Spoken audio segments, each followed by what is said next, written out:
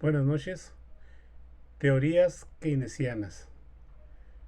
Las teorías económicas de John Maynard Keynes tuvieron una muy amplia influencia en su aplicación práctica en Alemania entre 1933 y 1938 y en Estados Unidos entre 1933 y 1941. Y fue el planteamiento económico tal vez más controversial en el mundo en el siglo XX, con la excepción de la teoría marxista. En un principio, la teoría económica imperante en el occidente se encontraba impregnada de un espíritu liberal que decía que el Estado debía limitarse a mantener un estado de mero espectador pasivo. A esta doctrina se le conoció por su nombre en francés, laissez-faire, y el dejar hacer, que es el dejar hacer, puesto que suponía la casi absoluta libertad que otorgaba el Estado a los particulares para hacer y deshacer en la actividad económica. En cambio, la teoría marxista de Karl Marx y Friedrich Engels, si bien se propuso en el siglo XIX, no fue hasta entrado el siglo XX, por la Revolución Rusa en 1917 y por la llegada al poder de los mencheviques en 1918, que tuvo eco en los acontecimientos históricos. El sistema que promueve Keynes es simple: aumentar el estado de inversión, mejora la situación global del país y de los individuos, porque reciben mayores cantidades para el ahorro. Pero si los bancos centrales no bajan las tasas de interés, no hay motivación para seguir invirtiendo, pues resultaría demasiado costoso. Si no hay inversión, el dinero ahorrado no es activado y sigue durmiendo en los bancos y se viene el efecto dominó. La gente gasta menos, gasta poco, las industrias no venden su producción. ¿Y cuál es su primera medida?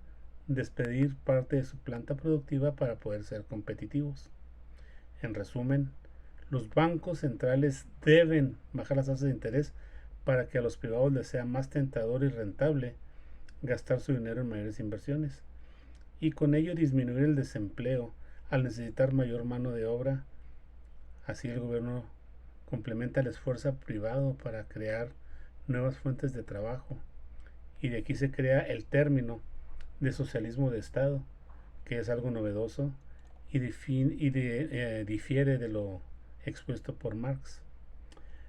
La teoría marxista se define a sí misma como el único sistema económico civilizado, pero Keynes hace hincapié en que un país donde impera un sistema económico como este es prácticamente perfecto y va totalmente en contra de los planteamientos marxistas que pregonaban el traspaso inmediato de los medios de producción de manos de los particulares al Estado y que eso llevaría al poder al proletariado.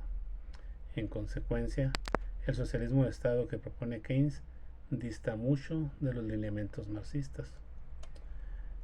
La escuela económica neoclásica, dentro de sus debates y desarrollo durante las últimas décadas, considera discusiones en el campo metodológico, microeconómico y macroeconómico como conductores naturales de los avances de la disciplina.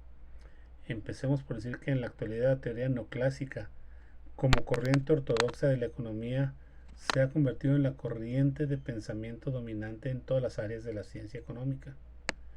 Es tan impresionante el avance de esta teoría que se ha convertido no solo en el mainstream de la ciencia económica, sino en casi la única utilizada por los economistas.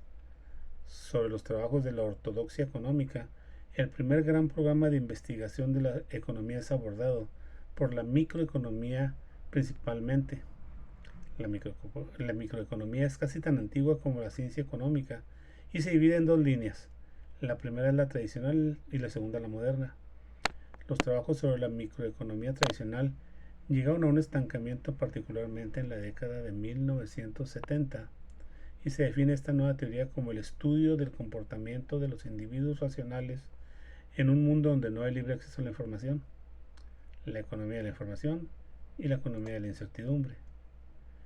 La nueva macroeconomía clásica puede considerarse sin lugar a dudas como el ataque más severo a los postulados keynesianos, que dominaron desde la década de 1930 hasta la década de 1970, y se caracteriza por cuestionar los fundamentos racionales sobre los que se enmarca la toma de decisiones en el modelo keynesiano.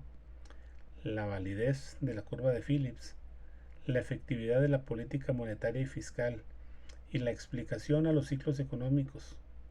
En síntesis, la nueva macroeconomía clásica se caracteriza por poner en duda los planteamientos keynesianos, retomar las ideas de la escuela neoclásica al postular nuevamente la posibilidad del vaciamiento de mercados y la existencia de precios flexibles.